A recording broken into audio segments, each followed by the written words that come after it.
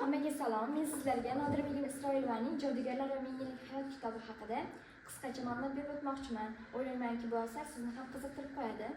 Asardagi bosh qahramonlar Nurangiz, Maryam va Ibrohim hisoblanadi.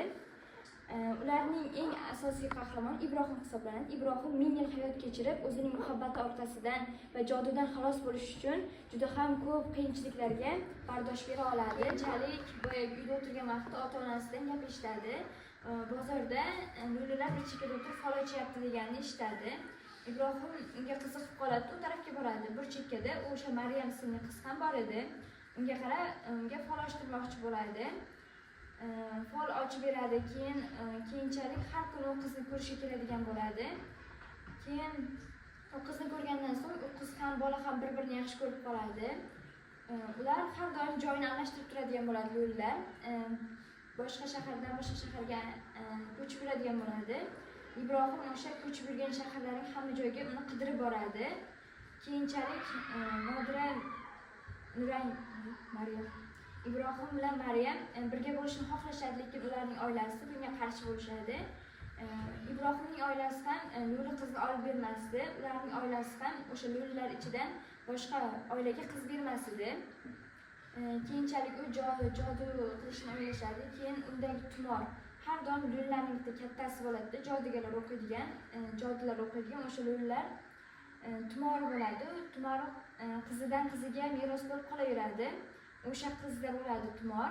Eng katta jodugar bo'ladi u qiz. Keyinchalik shuning uchun u qizni boshqa yerga berishni xohlashmaydi.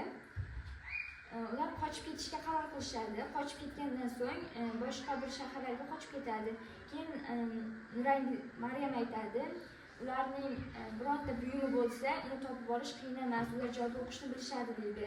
Keyin unga nima maslahat berasan deydi Ibrohim. Boqiy hayot sharobini ichishimiz kerak deydi. Keyinchalik ular sharob tayyorlaydi va ichmoqchi bo'lganda Maryamning uydagilar kelib qoladi, akalari kelib qoladi. Keyinchalik uni Ibrohim qo'rqqanidan ichib yuboradi sharobni. Maryam esa ichib bo'lmaydi, ichaman degan vaqtda sharobni to'kib tashlaydi akalari. Keyin uni Ibrohim uradi, ko'zini ochib qarasa hech kim yo'q bo'ladi. Maryamni o'g'irlab ketgan bo'ladi. Keyinchalik u hamma yoqni qidiradi, juda ham ko'p qidirgandan so'ng hamma shaharlarni qidirib chiqadi Maryamni qidirib. Keyin bir chekkada fol ochib turganini ko'rib qoladi. Keyin ichkariga kirib fol ochtirmoqchi bo'ladi. Sen qayerga ketib qolding Maryam deydi. Keyinchalik men turmush qurdim deydi. Meni jodudan mahrum qilishdi, endi birga bo'la olmaymiz deydi. Men jodudan kim xalos qiladi endi deydi.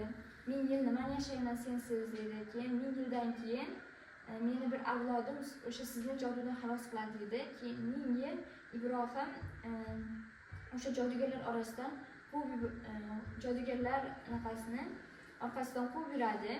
Qizidan qizi bo'lib ketaveradi. O'sha tumor meros bo'lib qoladi ularga. Keyinchalik meros bo'lib qolgandan keyin o'sha 1000 yillardan keyin avlodini topishga harakat qiladi. Keyinchalik bitta qiz oxirgi avlodi yo'qolib qoladi. Uni juda ham qidiradi. Bir kuni farzand dunyoga keladi. Dunyoga kelgandan so'ng uni onasi boradida qayergadir ketib, keyin uni qayergadir tashlab keladi. Keyin uni Ibrohim topolmay qoladi. Shundan umidini uzgandan so'ng kutubxonada ko'radi. Kutubxonada ko'rgan Nurangiz bo'ladi. Tumorini ko'rgandan keyin o'sha Nurangiz ekanligini taniydi va tanishishga harakat qiladi. Tanishgandan so'ng unga bor gapni aytib beradi. Tumor o'sha jodudan xalos qilishni aytadi, lekin Nurangiz jodudan xalos qila olmaydi. Hamma kitoblarida ular yashirilgan bo'ladi. Jodular yashirilgan bo'ladi. Keyin oxirida Nurangiz bilan ruhi ko'rishsa bo'lar, jodugarlar ruhlar bilan ko'rishsa bo'lardi. Keyin Maryamning ruhi bilan ko'rishini aytib, jodudan qanday xalos bo'lishini aytadi. Keyinchalik udan ko'rishadi. Nodira Nurangiz bilan Maryam o'rin almashadi. Maryam Nurangizning qiyofasida, lekin ruhi bo'ladi. Ibrohimga aytadi, men qaytdim deydi. Keyin esa Ibrohim ishonmaydi unga. Ishonmagandan so'ng esa unga aytadi, men Nurangizni yaxshi ko'raman deydi. Sen bilan keyin Nurangizni yaxshi ko'raman deydi. Keyin Maryam boshqa umidga yo'qligini biladida, o'sha ruhlar olamiga qaytadi, yurangiz joyiga qaytib, Ibrohimning yurangiz baxtli hayot kechiradi.